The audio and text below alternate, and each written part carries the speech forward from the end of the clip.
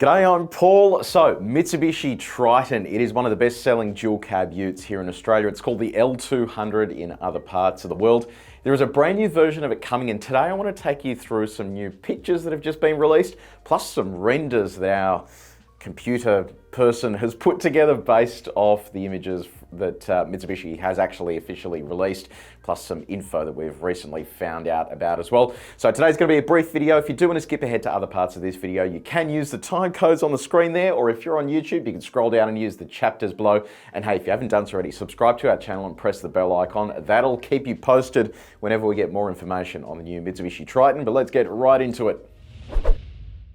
So let's kick off with what is the Mitsubishi Triton. So it is dual cab ute that is sold around the world. In Australia, it is a value proposition. So it's not as expensive as something like a Toyota Hilux or a Ford Ranger, but it still gives you a lot of the stuff that you need without all those frills. Seems to me that Mitsubishi is going to continue down that path. We do have some sources that have given us some information, and we now have some further details from Mitsubishi in terms of the design. One of the things that is worth pointing out early on is that it is likely to have a plug-in hybrid at some point within its life. So Mitsubishi has told us on the record that they are looking to electrify the Triton, and that means giving it technology such as plug-in hybrid, which is currently found on things like the Mitsubishi Outlander plug-in hybrid, also the Eclipse Cross as well. So they have the technology there, and they could be the first to market with that kind of tech. And it is big for commercial organizations who need to tick boxes, and it means they don't have to spend mega dollars on something like the electric version of the LDV T60, which is incredibly expensive compared to most other dual cab utes on the market. Now, let's talk about the design. I'm going to start off with our renders here. I'm going to do some sort of squiggling and colouring in here as well so you can see what I'm seeing. Our renderer has done a really good job here because he's based this off a concept that was shown for the Beijing Motor Show, and it kind of gives you a bit of an idea of where Mitsubishi's heading with everything. So this is kind of an off-road version that we've rendered here. You can see straight away up the front here, they've gone down the path of splitting those headlights. So you've got an LED daytime running light at the top, and then you have the headlight cluster just beneath it. And then in addition to that, you have fog lights all the way down the bottom there. That's going to mean that this probably has LED headlights, hopefully a bi-LED setup as well. Mitsubishi's headlights are typically pretty good, but we have seen with Triton that it has lagged behind a little bit in terms of headlight technology. And I think this kind of setup here will really bridge the gap that it needs to bridge. It is interesting though, we did notice with the LDV T60 when they moved to that two-tier setup that it really affected things like a big bumper or a big bull bar that you want to fit on the front, because all of a sudden you have to engineer it to work for the safety systems such as that radar sensor there, the camera directly above it as well, and then you also have to allow for the headlights to work too. So there are a lot of openings there that you have to kind of compromise your bull bar to actually fit around.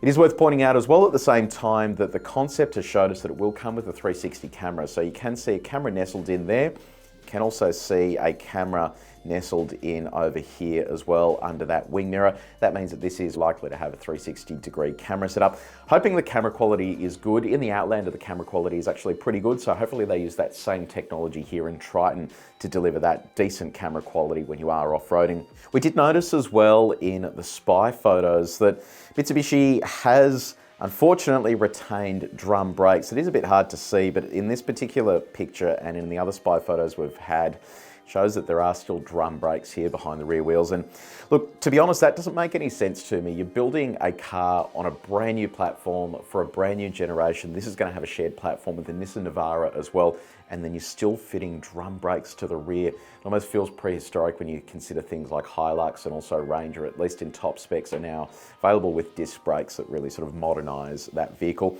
The other thing that has really irritated me as well, and I'm going to go back to my little drawing tool here, is this. Look at that. That camera is still offset. One of the things that we noticed during our big towing test recently, and if you haven't seen that video, click up here, where we tested every dual cab ute on the market, and we tested the towing systems. And that offset camera meant that when you were mounting a trailer to the vehicle, it wouldn't be central. So when you were reversing it, nothing was kind of lining up. Most other dual cab utes on the market will actually fit the camera dead center. And that means when the camera is there, you have direct line of sight to your tow bar. And it means that when you do connect it all in, there is little effort required to line everything up. The other thing you'll notice on the back here as well is Mitsubishi is persisting with incandescent lighting. Again, a vehicle that's going to be released in 2023, it needs to be LED, and it looks like they haven't gone down the path of doing that. We'll jump back over to our actual renders here so you can have a bit of a clearer look at what the aggressive version of this is going to look like. So this is the rear. You'll notice here that they've gone down the path of adding a bit of taper there to those tail lights. So keep in mind, this is just our artist's impression of spy photos and also the pictures that we've seen. So a little bit of depth there to the rear, and then the lights sort of tapered down and inwards a bit there just to give you a bit more profile. And again, as I mentioned, incandescent globes there. There will probably be some LED element up the top there, but for the most part, it'll be incandescent. And then that's a clearer look there of that camera that isn't mounted directly in line with the tow bar. I would like to see the return of the lip up the top. So we did see in the spy photos that Mitsubishi has put a plastic lip up the top. Nissan had it on the Navara and they removed it. Mitsubishi has put it back here. Like I said before, this is going to have a shared platform in the Navara, so having that in place there means if you do load stuff into the tray and have it sitting out, will prevent that from getting scratched up. Other thing, hopefully, that it will come with is a torsion bar here. When you do drop that tailgate down, it'll make closing it a little bit easier as well. We don't have a side step. Well, we haven't seen a side step here, so Ford with the Ranger seems to be the only one at the moment that has that side step integrated. It'll retain leaf springs at the rear, even though Navara went down the path of coil springs. It looks like Mitsubishi will keep leaf springs within the Triton. It is worth keeping in mind that they are doing a lot of tuning work to Triton in Australia. They've said that on the record, so hopefully that means the ride will at least be nice and compliant for Australian conditions. Keep in mind this one here is a bit of an aggressive looking thing we've mocked up, so it's probably not going to have all of those side scoops and stuff like that, but gives you a bit of an idea of what they could do with a rally art version of this with those big sports bars up the top there. Let's talk about interior. One of the things we noticed in one of the spy photos is this, and there's a bit of a backstory to this, but with these camouflage vehicles, when they are driving around, they'll often have like a material that they put over the dashboard. When the vehicle is parked, it means you don't get to see what the interior looks like. When it is driving around though, the driver needs to be able to change climate controls, radio, that type of thing, and often they'll uncover it briefly. And you can see here as the driver has gone to cover that back up again, this is an indicator to me that it's going to have the same infotainment system as the Outlander. And what makes me think that? Look at that taper there that cuts down.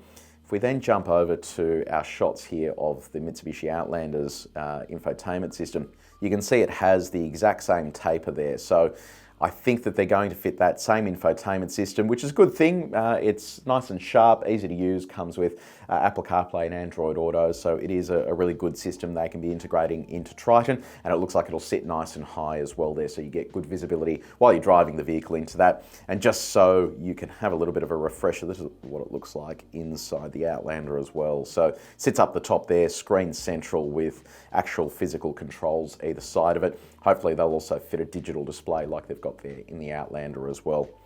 We did notice on the spy photos that it looks like they're going to have more rear leg room, so that door looks like it opens a little bigger than it does on the current generation Triton. That'll mean that you have a bit more space afforded in the back. Spy photos also show us that they have some kind of a permanent roof rail system set up there with the antenna located at the front of the vehicle.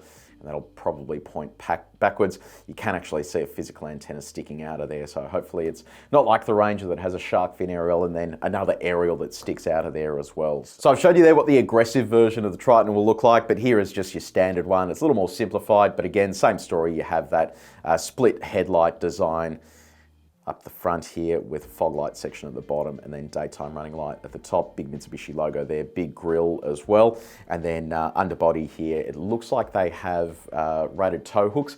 Certainly it looks very similar to the D-Max. I'm hoping that they follow that trend and make them rated recovery points as well, so you don't run into any dramas. On the safety system front, this will come with autonomous emergency braking and hopefully the full suite of technology that we find in vehicles like the Ford Ranger and the Toyota Hilux today.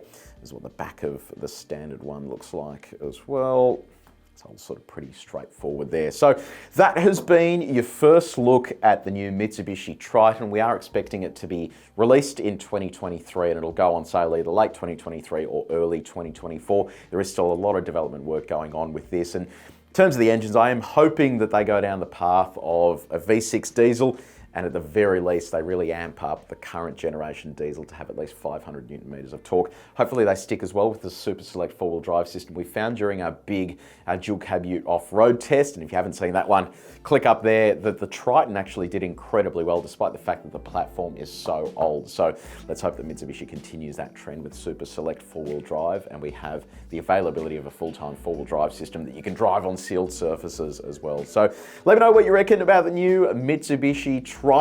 I know that I've talked a lot at you today, but I just wanted to share all of the information that we have on it so far. When we do get more details, we will update you as much as we possibly can. Let me know in the comments section below, what do you think about this design? Do you think it's aggressive enough? Do you want to see a full-on rally art version that is kind of a Raptor in disguise as well? Let me know what you think in the comments section below. If you did enjoy this video, please make sure you like it and you share it with your mates. And if you haven't done so already, subscribe to our channel and press the bell icon. But until next time, take it easy.